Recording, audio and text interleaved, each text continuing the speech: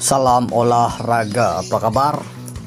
Dimana untuk laga malam hari ini saya akan menganalisa sekitar ada mungkin lebih dari 5 laga. Ini laga pertama ya dari Liga Premier Inggris.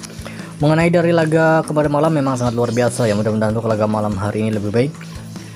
Terlihat di laga ini tuan rumah Chelsea menghadapi Leicester. Terlihat di sini Chelsea akan menggunakan formasi 4-2-3-1. Neto masih dipercaya dari striker. Ini ada Cole Palmer gelandang serang ya. Sancho, Nkunku sayap kiri, sayap kanan.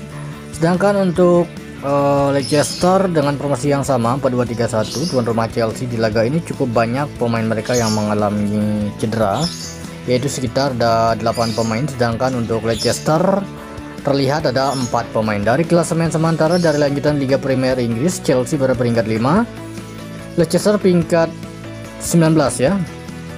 Jadi untuk laga ini kemungkinan besar Chelsea akan mampu meraih kemenangan di kandang saat menghadapi Leicester City.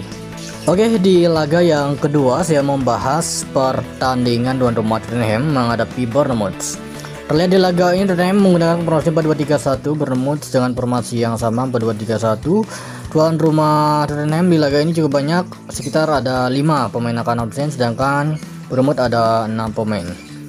Dari klasemen sementara dari lanjutan Liga Premier, tuan rumah Tottenham peringkat 13, Bournemouth peringkat 9. Terlihat di kedua tim ini nampaknya cukup subur dalam forma mencetak gol. Jadi untuk laga Tottenham menghadapi Bournemouth tidak menutup kemungkinan laga ini akan menciptakan 3 gol, bahkan bisa lebih untuk laga Tottenham menghadapi Bournemouth. Oke baik, selanjutnya di laga Manchester menghadapi Arsenal ya, ini laga panas dingin.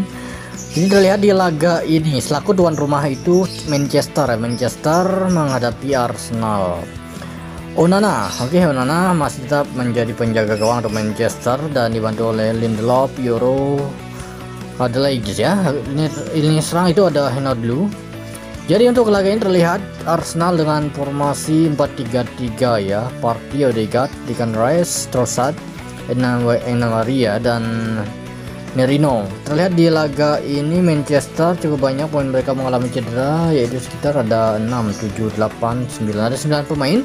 Sedangkan Arsenal ada 5 pemain. Dari klasemen sementara Manchester ini berada di peringkat 15. Oke, sangat jauh ya Manchester musim ini. Oke.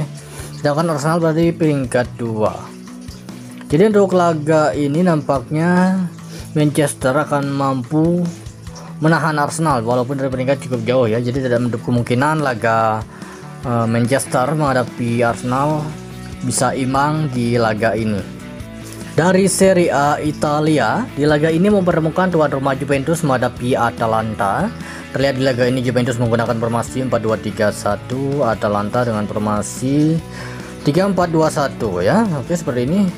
Colomwani masih tetap menjadi striker untuk Juventus. Dari klasemen sementara di mana Juventus pada peringkat 4 dengan meraih 52 poin, Atalanta pada peringkat 3 dengan meraih 55 poin. Kedua tim ini hanya selisih 1 poin saja ya. Bukan 1 poin ya, 3 poin ya.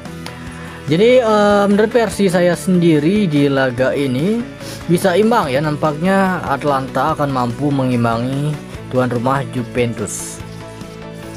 Kemudian dari La Liga Spanyol, di laga ini mempertemukan tuan rumah Real Madrid menghadapi Rayo Vallecano. Terlihat di laga ini Real Madrid dengan formasi 4-2-2. Oke, ini formasi 4-2-2 ya, ataupun 4-2-3-1. Kemungkinan besar 4-2-2 ya. Oke, terlihat di laga ini Mbappe, Vinicius itu menjadi striker dibantu oleh Bellingham, Rodrigo, Modric dan Tchouaméni. Sedangkan untuk Vallecano dengan formasi 4-2-3-1, di mana tuan rumah Real Madrid di laga ini ada 4 pemain mereka mengalami cedera. Sedangkan untuk kubu tim tamu itu ada 8 pemain. Dari klasemen sementara Madrid berada peringkat 3, sedangkan Rayo Vallecano peringkat 7. Tidak menutup kemungkinan laga ini bisa selisih 1 gol saja ya untuk laga Real Madrid menghadapi Rayo Vallecano. Masih di La Liga, di laga ini mempertemukan tuan rumah Real Sociedad menghadapi Sevilla. Nampak terlihat tim yang diunggulkan itu Sociedad ya, bukan Sevilla. Di laga ini dikabarkan Real Sociedad akan menggunakan formasi 4-1-4-1, Sevilla dengan formasi 4-2-3-1. Tuan rumah Sociedad di laga ini cukup banyak, ada sekitar 5 pemain mereka mengalami cedera, sedangkan untuk kubu tim tamu itu ada 4 pemain. Dari klasemen sementara, Sociedad ini berada di peringkat 10, Sevilla berada di peringkat 12. Jadi untuk laga ini nampaknya tim tamu Sevilla akan mampu mengimbangi tuan rumah Sociedad ya. Tidaklah begitu mudah untuk Sociedad akan mampu meraih kemenangan di kandang saat menghadapi Sevilla. Laga ini bisa imbang. Kemudian saya pergi ke Liga 1 Prancis. Di laga ini mempertemukan tuan rumah Brest menghadapi Angers. Terlihat di laga ini Brest dengan formasi 4-4-1-1 seperti ini untuk formasi 4-4-1-1, sedangkan Angers dengan formasi 4-2-3-1. Brest terlihat di laga ini sekitar ada 5, 6 ya, 6, 7, 8 pemain yang mengalami cedera, sedangkan untuk kebut tim Angers 1 pemain saja. Dari lanjutan Liga Prancis terlihat tuan rumah Brest peringkat 10, Angers peringkat 13. Kemungkinan besar di laga ini Brest akan mampu meraih kemenangan di kandang saat menghadapi Angers. Kemudian memasuki di laga terakhir, saya membahas pertandingan Nice menghadapi Lyons. Di laga ini tim yang diunggulkan Nice ya, bukan Olympique Lyon ya. Terlihat di laga ini Nice akan menggunakan formasi 3-4-2-1 seperti ini untuk formasi 3-4-2-1. Sedangkan Lyon dengan formasi 4-2-3-1 ya. Oke, Lacazette masih dipercaya menjadi striker. Terlihat di laga ini Nice ada 3 pemain mereka mengalami cedera, sedangkan dari klasemen sementara di lanjutan Liga Prancis Nice berada di peringkat 3, Lyons berada di peringkat 6 sementara. Jadi untuk laga ini laga bisa imbang ataupun Lyon bisa meraih kemenangan di kandang Nice ya. Oke baik, itu dia mengenai dari laga malam hari ini. Terima kasih, salam olahraga.